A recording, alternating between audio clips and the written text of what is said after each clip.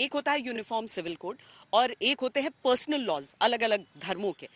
तो किस धर्म पर क्या असर पड़ेगा? जो मुस्लिम समुदाय है वो क्यों यूसीसी के विरुद्ध नजर आता है? ईसाइयों का क्या कहना है इस पर? और क्या कुछ ऐसे हिंदू पर्सनल लॉज भी हैं जिन पर असर पड़ सकता है यूसीसी के लागू होने से? देश के सभी धर्म के लोगों की पर्सनल लॉ उनकी धार्मिक किताबों या मान्यताओं पर आधारित है। मुस्लिम पर्सनल लॉ कुरान और हदीस पर आधारित है। इसके अलावा इजमा यानी कानूनी मुद्दों पर इस्लाम के जानकारों में एक मत और कियास यानी तार्किक विचार को भी मुस्लिम पर्सनल लॉ में जगह दी गई। यूनिफॉर्म सिविल कोड की वकालत करने वाले कहते हैं कि मुस्लिम पर्सनल लॉ में ऐसे कई कानून हैं जो महिलाओं और पुरुषों को बराबर के अधिकार नहीं देते, इसीलिए उनमें बदलाव की जरूरत है। मुसलमानों का पर्सनल लॉ उनको बिना पत्नी को तलाक दिए लेकिन पत्नी की रजामंदी के साथ 4 शादियां करने की इजाजत देता है। हिंदू धर्म के अनुसार तलाक दिए बगैर दूसरी शादी नहीं की जा सकती। बच्चा गोद लेने को लेकर भी मुस्लिम पर्सनल लॉ में अपना तरीका है। समान नागरिक संहिता हिंदुस्तान के मुसलमानों को मंजूर नहीं है।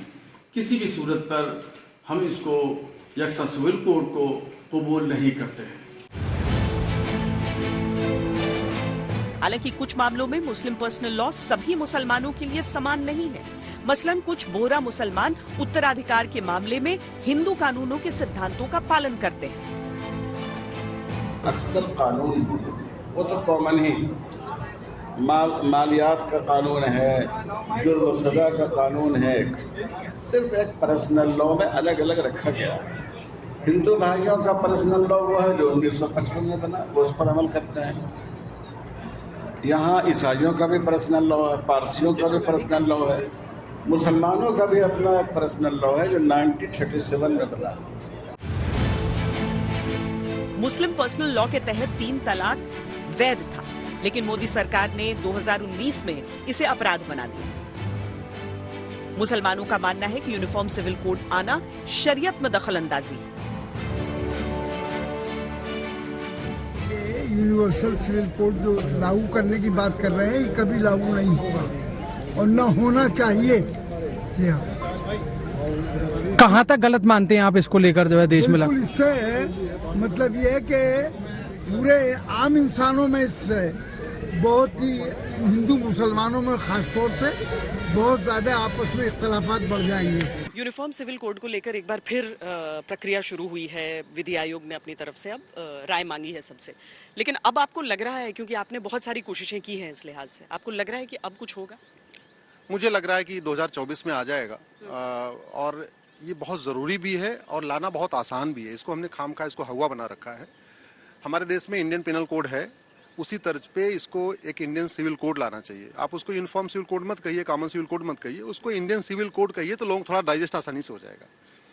इंडियन सिविल कोड में 10 चैप्टर डाल दीजिए। Chapter 1 age of marriage, chapter 2 grounds of divorce, chapter 3 procedure of divorce, chapter 4 grounds of maintenance, procedure of maintenance, grounds of adoption, procedure of adoption, procedure of adoption. इसके अलावा succession, inheritance, एक पति एक पत्नी और हम दो हमारे दो। इस तरीके से आप 10 चैप्टर कर दीजिए, आराम से इसको लोग डाइजेस्ट कर लेंगे, एडॉप्ट कर लेंगे।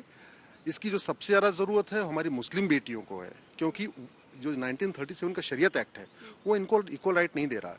इनफैक्ट कॉमन सिविल कोड की ज़रूरत हिंदू लड़कियों को, हिंदू बेटियों को नहीं है। उनको ऑलरेडी हिंदू कोड से ऑलरेडी इक्वल राइट मिला हुआ है।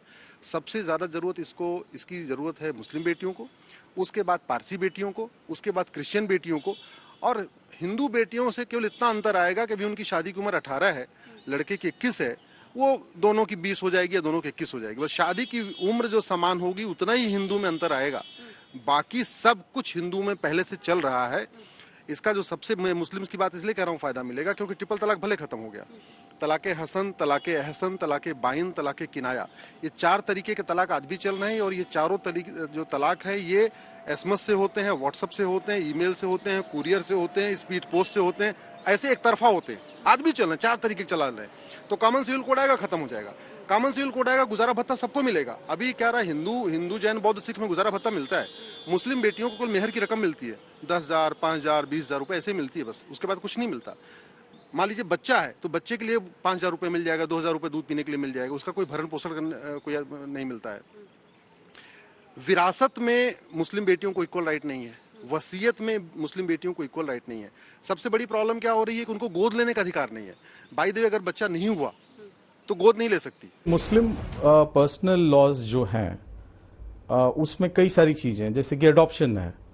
तो अडॉप्शन जो एक जजमेंट भी रिसेंट सुप्रीम कोर्ट का आया था इस इशू पे, सबनम हाशमी करके, उसमें महिला जो थी वो एक्टिविस्ट थी और वो अडॉप्शन को लेके गई थी। उन्होंने एक बच्ची को अडॉप्ट किया था और उस चीज को लेके वो उन्होंने रिट फाइल की थी सुप्रीम कोर्ट में, और सुप्रीम कोर्ट ने ये उसमें ऑब्जर्व किया था कि जुवेनाइल जस्टिस एक्ट के तहत जो अडॉप्शन किया जा रहा है वो इक्वली एप्लीकेबल है और वो यूनिफॉर्म सिविल कोड की तरफ एक पहल है और सही पहल है। तो इंडिकेशन कई सारी चीजों में है कि because Muslim law doesn't recognise adoption and they are governed by guardians and wards act more. तो इससे related then permissible age for marriage से रिलेटेड जो परमिसिबल है मुस्लिम सोसाइटी में, and under age marriages are being perform. उसके अलावा polygamy और bigamy जो कि परमिसिबल है, प्रैक्टिस होती है, वो चीजें इफेक्ट होंगी। और यूनिफॉर्म सिविल कोड आने के बाद सब पे यूनिफॉर्मली इम्प्लीमेंट होगा, कस्टमरी लॉज सुपरसीड हो जाएंगे यूनिफॉर्म सिविल कोड से।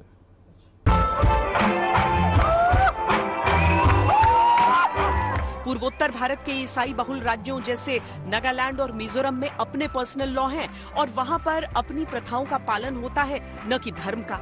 इसके साथ साथ कई आदिवासी समूह हैं जो अपने अपने धर्मों के कानूनों का पालन करते हैं। अब चौथी बात बोलते कि नहीं अब इससे हम यूनिफॉर्म सिविल कोड लेकर आएंगे।